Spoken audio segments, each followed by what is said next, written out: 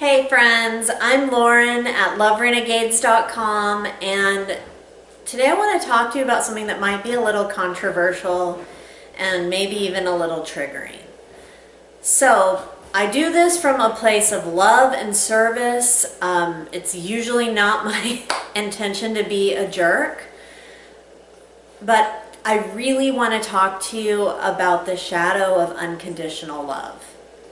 So, and how you may be participating in the shadow of unconditional love. Okay, so first of all, we love this ideal of unconditional love. There's nothing like it when you feel like someone will love you no matter what, right? And then on the other side of it, it hurts so much when we feel rejected by someone else. So there's almost this ideal of unconditional love that all of us at one point or another will like want to aspire toward experiencing.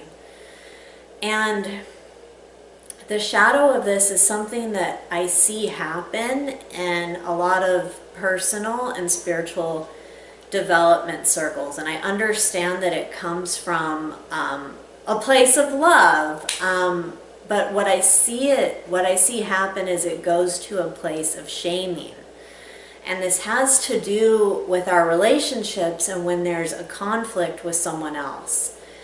And sometimes in these circles we are taught to always seek harmony and to resolve something at all cost, and to also take responsibility for how the other person is acting. And there's also this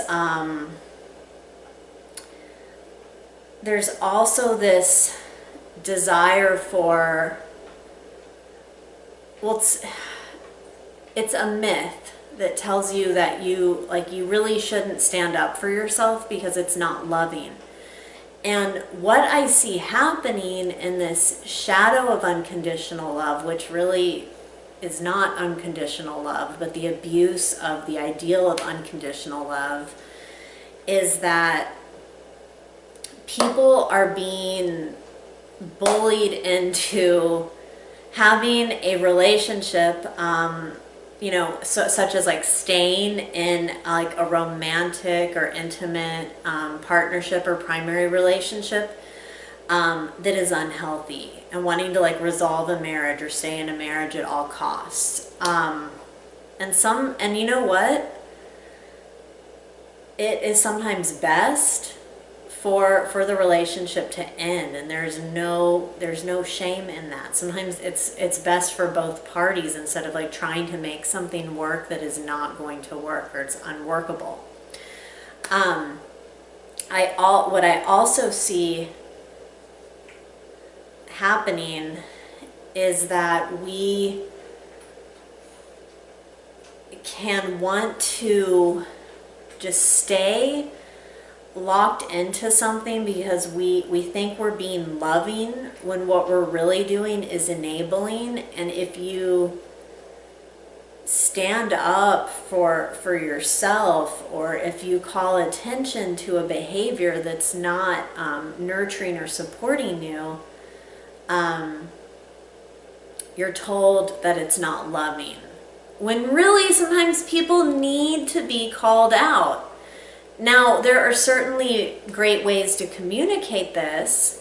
However, just like allowing and, maybe even being a doormat and like bullying yourself into being like so accepting and tolerant of somebody, I would say that that's kind of a form of self-gaslighting and self-abuse. So, and that it's not loving. It's not loving at all to make yourself stay in a relationship or to tolerate different conditions within your relationships or circumstances.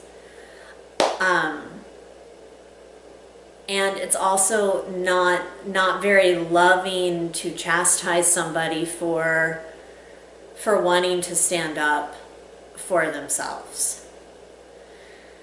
So I would love to hear your thoughts about this and where you stand. And I'm going to ask that you not take this moment to preach about what unconditional love is. We know conceptually what that is, and the point of this video is to call to your attention that it's okay to not want to be in a relationship with everyone, and that some relationships it's better for you. It's an act of love to you if you can walk away or end it. And when you are in loving service to yourself, it benefits everyone involved. So thank you for watching this video. If you like my content, go ahead and subscribe to my YouTube channel at Love Renegades. And thanks again. I am Lauren K. Wyatt, owner of LoveRenegades.com.